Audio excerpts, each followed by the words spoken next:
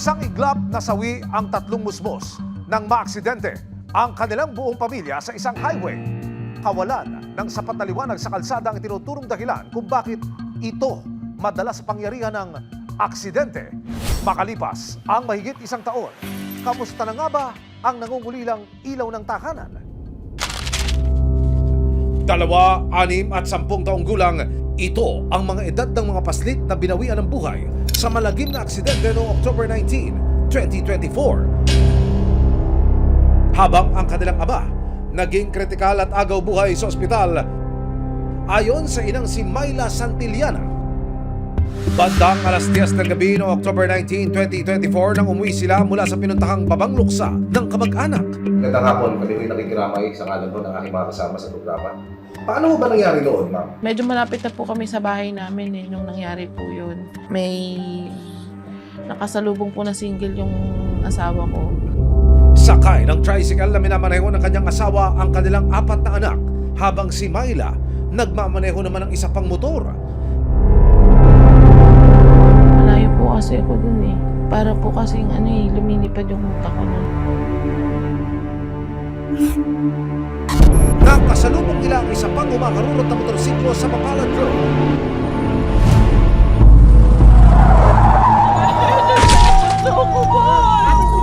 Kita ko na po yung anak ko na tumalsik. Sumisigaw na lang po ako ng tulong. Nadalhin po kasi mga humihinga pa. Yung 2 pong bata is mahina po yung tibok ng puso. Isang residente ang nakapag-video ng mga sumunod na pangyayari. Ay! Ay!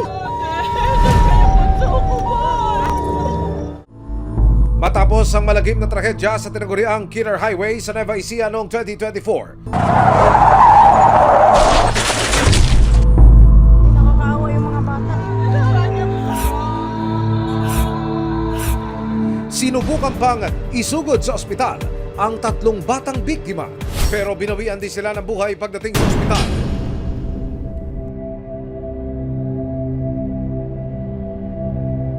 Ngayon po, maraming tao, pag minsan-minsan, parang nakakalimot, pero pagka naiisip ko na yung mga nangyari, hindi ko na naman maiwasan mag-isip. Habang lumilipas, basta hindi ko po talaga. Samantala, himala namang nakaligtas ang isa pang anak ni Myla. Ang nag-aagaw buhay noon na asawa ni Myla, nakasama niyang muli matapos ang halos 2 buwang gamutan sa ospital. Balipatay pa po yung half ng katawan niya. So hindi pa po talaga siya yung nakakalakad. Nang makapanayam ang PNP Santa Rosa tungkol sa trahedyang sinapit ng pamilya ni Myla, napag-alaman ng resibo na hindi raw ito ang unang beses na may nangyaring aksidente sa kalsada. Dahil po siguro to sa madilim po rito part na to, tapos pababa siya. Hindi siya makikita agad ma'am kung papunta ron o papunta rito. Medyo blind po kasi ma'am doon, mataas, tapos pababa po rito. Inilapit namin sa barangay ang problema sa kakulangan ng seguridad sa lugar. Pero ayon sa kapitan ng barangay Mapalad, unti-unti na nilang lalagyan ng CCTV camera sa ilang bahagi ng highway. Kagaya nitong nangyari na to, yun po isa po naming dadagdagan yung CCTV dito sa aming barangay, lalo na po dun sa madalas na pinangyayarihan ng aksidente. At dahil sa sunod-sunod na trahedya, nangako rin ang barangay na maglalagay na rin sila ng kalagdagang street lights para hindi maging accident-prone ang kalsada. Dahil mag-isa nang itinataguyod ni Myla ang pamilya taong 2024, minabuti ng resibo na ilapit siya sa local government unit ng Santa Rosa at Cabanatuan City. Ngayon meron tayong pinoprovide na financial assistance dun sa mga solo parent natin na meron pang minor na anak katulad niya. We have offered na baka po pwede namin siyang ipasok sa livelihood assistance. Si Mr. Michael na bedridden ngayon, siguradong maraming pangangailangan niya medically. Nabigyan siya ng tulong pinansyal bilang pambayad sa naiwan pa nilang utang sa ospital. Makalipas ang 2 taon, binalikan ng resibo ang Mapalad Road sa Santa Rosa, Nueva Ecija. Ibinida sa amin ng opisyal ng Barangay Mapalad ang ilan sa mga na-install nilang CCTV cameras sa may highway. Ito po ang aming CCTV na kung saan kasama ang street light upang maging maliwanag. At dito po ay nakikita ang kahabaan ng aming barangay road ng Barangay Mapalad. Namo-monitor din po namin sa CCTV nito ang mga nangyayaring insidente kung meron man mga nagaganap. Matatandaang nagdagdag na sila ng street lights 2 buwan matapos ang aksidente. Since nung nagkaroon tayo ng aksidente dito sa area, sir, lagyan niya na, sir, ng street light yung area mismo na ano na yun. Ang magandang balita, mas lumiwanag pa ngayon sa kabaan ng highway dahil dumami na rin ang na-install nilang mga ilaw ngayong taon. Ito po yung mga street light namin, sir, na mga ipinagawa na regarding po para maging maliwanag yung aming highway para maiwasan po yung mga insidente. Kompleto na po ito, 100%. Muli namang nangako ang Barangay Mapalad na sa mga susunod pang buwan, daragdagan pa raw nila ang mga CCTV camera. This April or May, magkakaroon na ito ng CCTV, sir. Kaya may pundo naman na para dito sa CCTV. Patuloy din ang pag-iikot ng mga barangay tanod sa lugar para masigurong makakaresponde agad sila sa mga aksidente.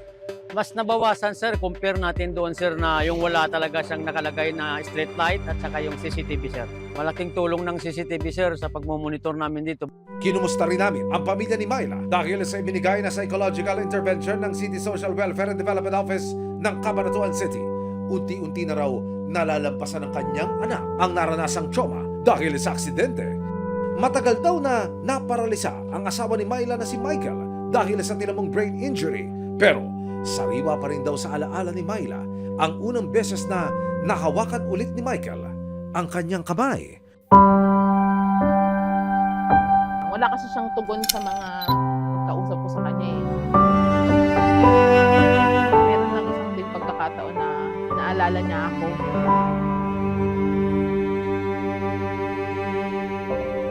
Pero sa gitna ng pakikipag-usap ng resibo kay Myla, hindi niya napigilang maluha. Nang kamustahin kasi namin ang kanyang asawa, ibinalita niyang pumanaw na raw si Michael noong nakaraang taon.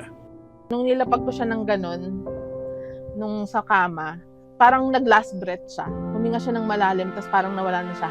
Talagang araw-araw survivor. Ilalabanan yung lungkot. Sa gitna ng mga sunod-sunod na trahedyang sumubok kay Myla, magpapakatatag pa rin daw siya alang-alang sa nag-iisang anak niyang nakaligtas at nabuhay sa aksidente. Magpatuloy lang ako para doon sa anak ko. Kaya dito ako lumalaban talaga araw-araw para sa kanya. Kala ng mga tao, okay na ako, pero talagang lahat ng to, nagkakagat na nadadabanan ko lang dahil sa anak. March 26, 2026, kasama ang resibo. Binisita ni Myla ang puntod ng kanyang asawa at mga anak. Dito raw niya kinakausap ang asawa para humingi ng lakas at tibay ng loob.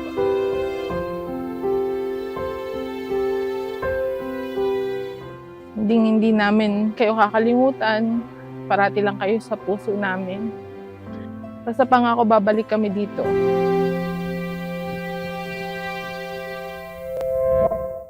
Maraming salamat sa panonood, mga kapuso. Para masundan ang mga reklamong nasolusyonan ng resibo, mag-subscribe lamang sa GMA Public Affairs YouTube channel